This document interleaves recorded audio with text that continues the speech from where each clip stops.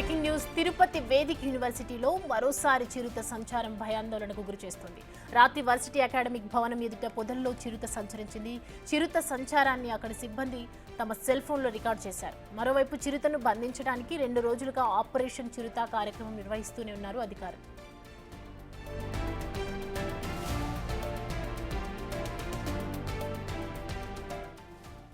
ఈ అంశానికి సంబంధించి పూర్తి అప్డేట్స్ మా ప్రతినిధి దామోదర్ అందిస్తారు. దామోదర్.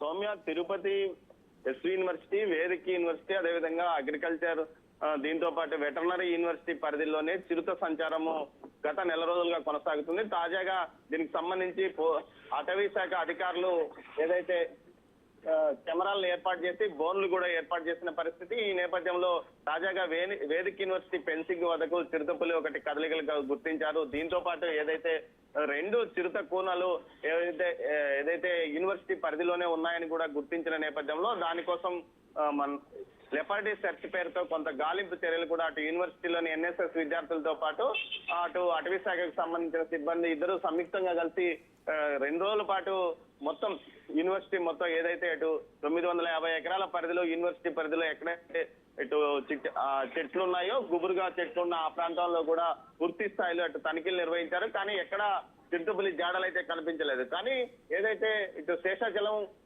అలిపిరి పాదాల చెంత ఇటు యూనివర్సిటీ ఇటువైపు అటువైపు శేషాచలం ఉండడం వల్ల శేషాచలం అడవుల నుంచి రాత్రిపూట చిరుతపులి ఇటు రావడము, కుక్కలతో పాటు జింకలు వేటాడుతుందని తెలుస్తుంది. యూనివర్సిటీలో పెద్ద ఎత్తున చిరుతపులు కుక్కలతో పాటు జింకలు యథేచ్ఛగా తిరుగుతుండటం వల్ల వేట సులువుగా మైదాన ప్రాంతంలో వేట సులువుగా ఉంటుందని భావించి ఇటు చిరుతపులి వస్తుందని అటవీ శాఖ అధికారులు గుర్తించారు. మొత్తం మీద అయితే కుక్కల కోసమే పెద్ద ఎత్తున ఇటు చిరుతపులు వస్తున్నాయి. ఈ విషయంలో ఇటు అధికారులు యూనివర్సిటీ అధికారులు వృధా ఆహారాన్ని ఎక్కడికెక్కడ వేస్తున్న వారిపైన చర్యలు తీసుకోవాలంటే కూడా అటవీ శాఖ కోరిన నేపథ్యంలో మొత్తం మీద దీనికి సంబంధించి ఇటు పూర్తి స్థాయిలో లెపర్డ్ సెర్చ్ పేరుతో అటు అటవీ శాఖతో పాటు విద్యార్థులు కూడా గాలింపు జరుగుతున్నప్పటికీ తిరగడం లేదు. దీంతో పాటు ఏర్పాటు చేసిన బోనుల వద్దకు కూడా రావడం లేదని తెలుస్తోంది సౌమ్య. మరోవైపు మొత్తం మీద చిరుతపులి కదలికలు రావడం, చిరుతపులి రాత్రిపూట సంచారం చేస్తున్న నేపథ్యంలో అటు వేదిక్ యూనివర్సిటీతో పాటు ఎస్వి యూనివర్సిటీ, వెటర్నరీ యూనివర్సిటీ అధికారులు అలర్ట్ అయ్యారు.